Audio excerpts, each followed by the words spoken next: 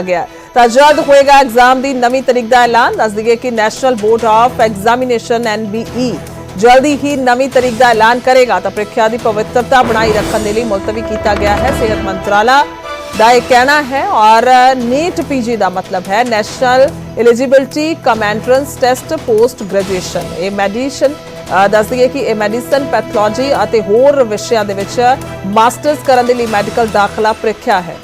ਤਾਂ ਇਸ ਨੂੰ national board of education in medical science NBEMS ਕਰਵਾਉਂਦਾ ਹੈ। ਇਹ ਪ੍ਰੀਖਿਆ ਅੱਜ 300 ਸ਼ਹਿਰਾਂ ਦੇ 1000 ਤੋਂ ਵੱਧ ਕੇਂਦਰਾਂ ਤੇ ਹੋਣੀ ਸੀ।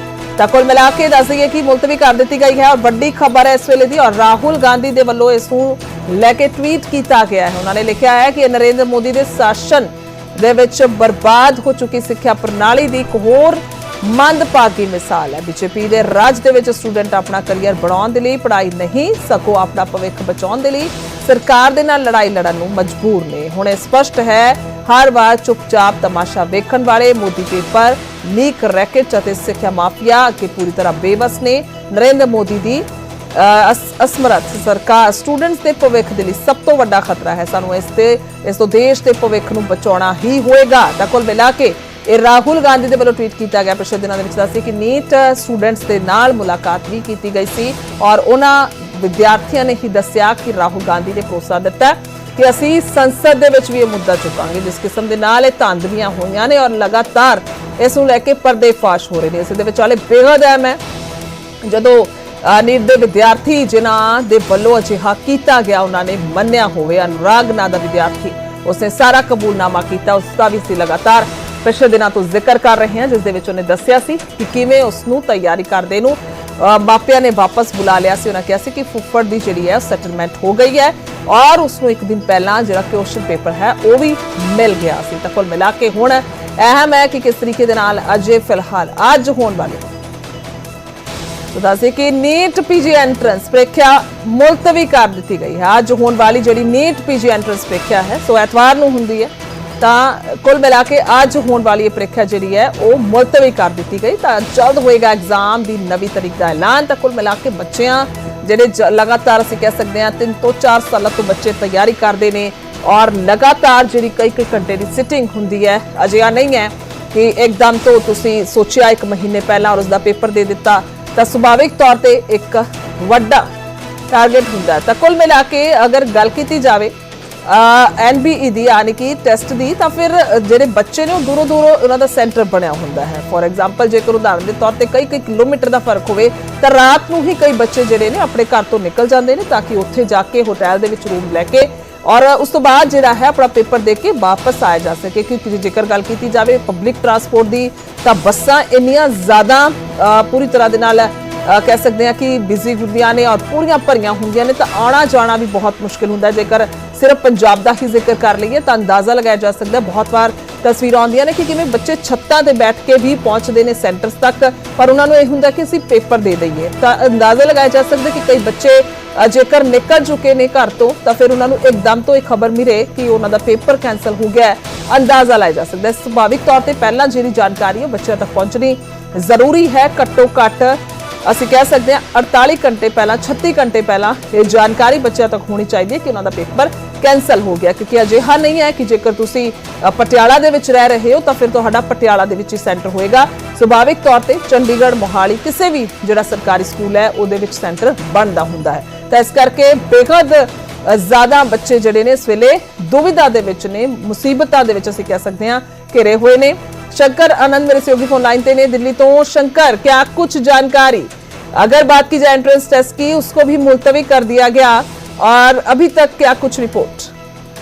देखिए कल एक बड़ा फैसला लिया गया था। कल रविवार को आज जिस तरह से आज रविवार 23 तारीख को नीट PG का प्रवेश परीक्षा आज होना था लेकिन आज वो कैंसिल कर दिया गया है। लेकिन जिस तरह से कल रात में इस मामले पे एक बड़ा फैसला लिया गया और इस मामले पे ऐलान किया गया कि नीट PG की जो प्रवेश परीक्षा है उसको स्थगित करने का फैसला लिया गया है। और किस तरह से इस मामले में धांधली हुई है, किस तरह से फर्जीवाड़े को अंजाम दिया गया है, अब इस मामले पर केंद्रीय जांच एजेंसी CBI के द्वारा पड़ताल भी किया जाएगा। और इसके साथ ही स्वास्थ्य मंत्रालय के द्वारा ये भी कहा गया है कि परीक्षा की नई तिथि जल्द ही अधिसूचित की जाएगी, यानी उस मामले पर तय करके उसके बाद छात्रों को बताया जाएगा। और जिस तरह से अगर बात करें एनटीए की, अगर बात करें तो एनटीए से जुड़ा भी एक महत्वपूर्ण खबर हुआ है कि जिस तरह से कल इस मामले में बताया गया है कि जो प्रदीप सिंह खरोला है उनको नया डीजी नियुक्त किया गया है। वह कर्नाटक कैडर के 1985 बैच के रिटायर्ड आईएएस अधिकारी है, जिन्हें 1 मई 2024 को स्टाफ सिलेक्शन कमीशन का चेयरमैन भी अतिरिक्त प्रभार उनको दिया गया है। इससे पहले जो सुबोध कुमार सिंह थे उनको हटा दिया गया है। और इसके साथ ही पूरे अगर बात करें जिस तरह से नीट से जुड़ा मामले की अगर बात करें और एनटीए एग्जाम में गड़बड़ी कैसे हुई है उसको जांचने के लिए एक 7 सदस्यीय हाई लेवल कमेटी का भी गठन किया गया है। और उस कमेटी की अगर बात करें तो उसमें डॉक्टर के राधाकृष्णन जो पूर्व इसरो चीफ है वो हैं, डॉक्टर रणदीप गुलेरिया हैं जो पूर्व एम्स के डायरेक्टर हैं, और आपको बताना चाहेंगे हरियाणा स्थित जो मेदांता अस्पताल है गुड़गांव में, अभी फिलहाल वो वहाँ पे सेवा दे रहे हैं, तो वो भी इस कमेटी के सदस्य हैं। इसके साथ ही प्रोफेसर आदित्य हैं, इसके साथ गोविंद जायसवाल हैं जो ज्वाइंट सेक्रेटरी हैं शिक्षा मंत्रालय के। तो ये पूरा जो पैनल है 7 लोगों का वो उस मामले पर तफ्तीश करेगी कि किस तरह से अगर देखा जाए एनटीए में गड़बड़ी हुई है या कहाँ से ये मामला हुआ है, तो इन तमाम मामलों की पड़ताल की जाए। बिल्कुल, देखो शंकर, अभी तक बहुत हम कह सकते हैं कि इस पे सख्ती भी की जा रही है, इन्वेस्टिगेशन भी शुरू हो गई है, जैसे आप बता रहे हैं, टीम्स भी बना दी गई हैं। लेकिन ऐसे में अगर एंट्रेंस के आज परीक्षा थी तो एक दम से ये फैसला लेना, क्योंकि बहुत सारे बच्चे घरों से निकल चुके होते हैं, हम जानते हैं कि जब एंट्रेंस टेस्ट होता है तो कितना ज्यादा मुश्किल होता है अपने सेंटर तक पहुंचने के लिए, बहुत सारी मुसीबतें होती हैं। तो उन बच्चों को ध्यान में रखते हुए क्या ये जो फैसला है पहले नहीं लिया जा सकता था, और इस तरीके से, क्योंकि अगर आगे भी कोई ऐसी एग्जामिनेशन है, एग्जाम है, तो फिर उसको लेकर पहले फैसला लिया जाना चाहिए, क्योंकि बच्चों के भविष्य का सवाल है। और अगर वो इस तरीके से बिल्कुल खज्जल खुआर हो रहे हैं तो उनका भी सवाल यहीं पे उठता है। देखिए, चाहे एनटीए की बात करें या शिक्षा मंत्रालय की बात करें, वो अब बेहद सतर्कता से तमाम मामलों पर अलर्ट हो गई है कि जो भी एग्जाम होने हैं, अगर उसका प्रश्न पत्र पहले लीक हुआ है या उससे संबंधित कोई जानकारी मिल रही है तो तत्काल प्रभाव से उस परीक्षा को रद्द किया जा रहा है। और जिस तरह से अगर देखें एनटीए की अगर बात करें तो एनटीए ने 3 बड़े एग्जाम जो हैं एनटीए के द्वारा कैंसिल किए गए हैं। जिस तरह से अगर बात करें नेशनल कॉमन एंट्रेंस टेस्ट की बात करें तो ये परीक्षा 12 जून को होनी थी, लेकिन शाम को ही उस रद्द कर दी गई, जिसमें कि 29,000 बच्चों ने ऑनलाइन एग्जाम दिया था। इस परीक्षा में 4 साल के इंटीग्रेटेड टीचर्स एजुकेशन का जो प्रोग्राम के तहत दाखिला लेना था। इसके साथ ही उस वक्त में अगर यूजीसी नेट की बात करें, यूजीसी नेट का भी परीक्षा रद्द किया जा चुका है, जो देश भर में 18 जून को एग्जाम हुआ था, लेकिन अगले दिन ही उसको कैंसिल कर दिया गया। यानी एग्जाम हुआ और अगले दिन उसको कैंसिल कर दिया गया, क्योंकि इस मामले में जानकारी मिली कि इसमें कुछ फर्जीवाड़ा हुआ है, इसलिए अगले दिन ही उसको रद्द कर दिया गया। और अगर उसी यूजीसी नेट की अगर बात करें, हालांकि उस मामले की तफ्तीश का जिम्मा सीबीआई को दे दिया गया है। और अगर बताएं उस परीक्षा की अगर बात करें तो उस परीक्षा से ही पास होने के बाद विश्वविद्यालय में असिस्टेंट प्रोफेसर और जीआरएफ फेलोशिप के लिए चयन होता है, और इसके साथ ही पीएचडी प्रोग्राम में एडमिशन की परीक्षा होती है। एक तरह से कह सकते हैं कि ये बहुत महत्वपूर्ण पोस्ट होता है। इसके साथ ही बिल्कुल, और इसको लेकर देखो सरकार को भी पूरी तरह से घेरा जा रहा है। राहुल गांधी की बात की जाए तो उन्होंने तो पूरा हम कह सकते हैं कि तीखा यहाँ पे ट्वीट किया है, तो सवाल लगातार उठ रहे हैं। बहुत बहुत शुक्रिया शंकर, आपसे फिर जुड़ेंगे अपडेट के लिए।